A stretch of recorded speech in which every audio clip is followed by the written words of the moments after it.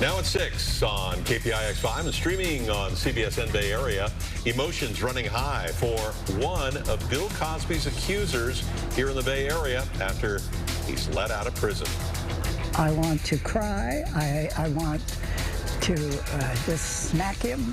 I feel really sad. A Bay Area county serving notice its tough approach on illegal fireworks ahead of the July 4th holiday. We're going to be out there in full force. We're not giving out warnings this year. And a Bay Area neighborhood on alert after this. The active search now for this rather large mountain lion. So I'm very glad we weren't out here at the time.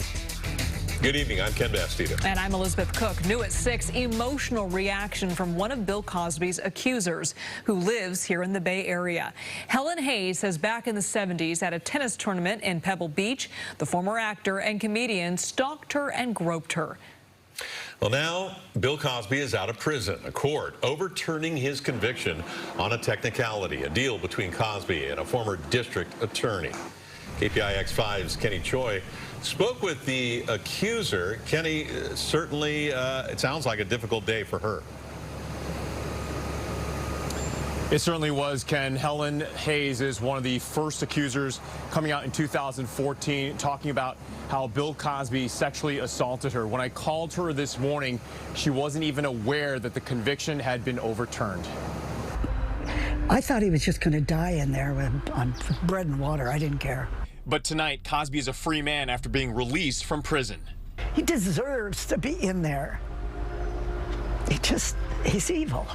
Helen, one of the first and oldest of dozens of Cosby accusers, still vividly remembers the night she says America's once favorite dad approached her in 1973 at a tennis tournament in Pebble Beach. And he came up behind me and put his whole body up against the back of my body, and then he reached over my right shoulder and grabbed my right breast, and I said, "What the hell do you think you're doing?" Cosby testified in depositions starting in 2005 as part of a deal made with prosecutors with the promise it wouldn't result in criminal charges. Today, 6 of the 7 Pennsylvania Supreme Court judges ruled in favor of reversing Cosby's sexual assault conviction in 2018, but not because the court believed the TV star was innocent, according to KPIX 5 legal analyst LaDoris Cordell. They determined that Bill Cosby had been deprived of a fair trial because his constitutional right against self-incrimination had been violated. Who now lives in San Anselmo and is 86 years old, hopes the latest twist in the Cosby saga doesn't deter victims of sexual assault to speak up. I always thought I was alone. No, I'm not going to tell anybody. Silence. It took her decades to tell her story, but she's fearless today, no matter what happens to Cosby next. When I say evil, it brings tears because he did such awful things. Kenny, you mentioned took decades to tell her story. What convinced her to finally do it?